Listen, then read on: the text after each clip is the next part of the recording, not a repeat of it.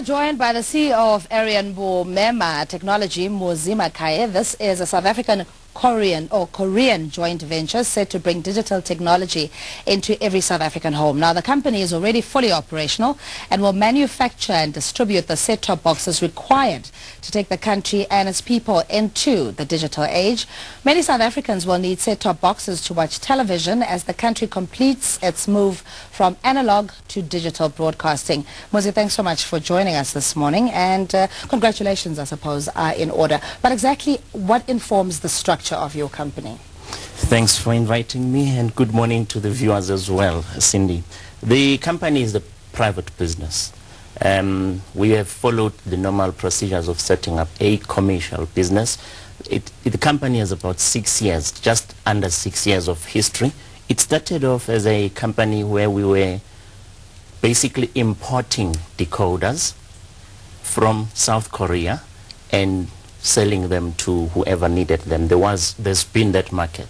I mean, I can give you an example of some church groups in South Africa who needed to broadcast services, church services, to their members, and we were importing and selling this.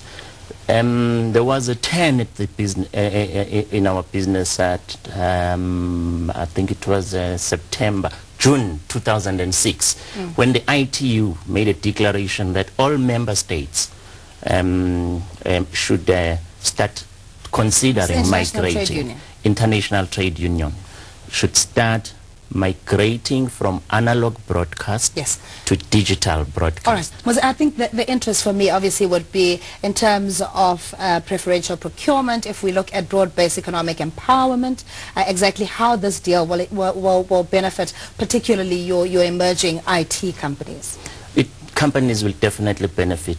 There are two parts to this. Firstly, it's expected that people who participate are business people, generally. In other words, your distributors. Yes, that's part of it. If you are distributing, you are part of it. But what we are interested in as Arion Bumema is to manufacture. We have now changed our business model to manufacture these decoders, otherwise called set-top boxes, or abbreviated STBs. We've decided to manufacture them in South Africa.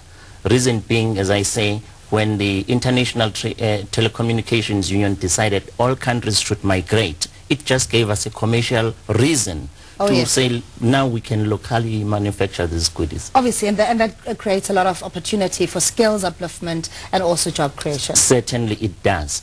The sad part, or the downside, has been that South Africa's electronics industry has sort of been in a lull of some sort. Government has decided to use this migration as an opportunity to inject some life into the electronics industry.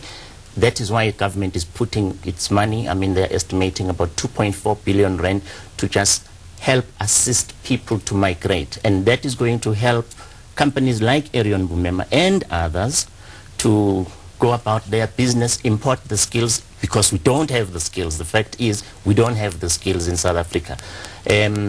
You do what you can do. We have brought in a chief technology officer from India who has been in this business for quite some years, working for a world-known company as a CTO. We brought him in here. We said, sit down with our guys. We've brought in some young engineers. We said, train these people. In 3 years' time, you are out of South Africa, they are able to design the set-top boxes. And it's happened like magic. Okay, there's a new buzzword going around, like tenderpreneurs. And we know that acquiring tenders can be quite a cutthroat business. And especially if you don't have the expertise and the know-how in terms of playing in this field. Now, this is very competitive. You're not the only players here. How much of the tender do you have so far? We have not been allocated any tender. There has not been any tender yet on this process. We are not far from the government deciding how will we and everybody else who's interested to produce, how will we get those allocations. We are not far from there. But we, as Arion Bumema, are going to be able to proceed with our business and produce these boxes for other markets, should we happen not to be fortunate to get awarded a tender. I'm saying to you, Cindy, and the viewers, we are a business that is going to be existing with or without the tender business. Okay, and for ordinary South Africans, obviously there'll be a subsidy from government in terms if you have, 3,000 below income group, and everybody else would need to buy them. How much would they retail for, roughly? I'm not sure of the price, to be honest. Okay. It's difficult to put the price. There is a figure of 700 rand that the government has been working on. I think it is an estimate, because how do you put a price on something that is still to be produced? Yes. You need to first understand your costs of producing that item before you can say this is the price. So it's 700 rand that we are all working on. Government has said it's going to subsidize about 5 million South Africans who qualify for subsidies, who are indigent families.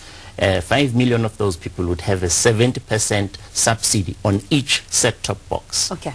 Yes. All right, Muzi, I'm afraid, as you will know, time constraints on television, but we really appreciate your time and we wish you all the success. Thank you. Thank you so much. We're speaking to MuziMakhaye, the CEO of InterviewMuziMakhaye Technology, talking about their interest in the set-top boxes that will be introduced. I think it's March 2011, if I'm not mistaken. It's actually closing in June 2011. All That's right. when the switch-off happens. All right.